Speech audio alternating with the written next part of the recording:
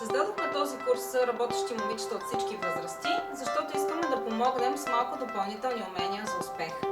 През 10 години, докато работех като търговец на инвестиционни стоки и сега като треньор по търговски умения за работа с бизнес клиенти, се сблъсквах и продължавам да се сблъсквам с предразсъдъци и недоверие, базирани на стереотипа и на това, че съм жена.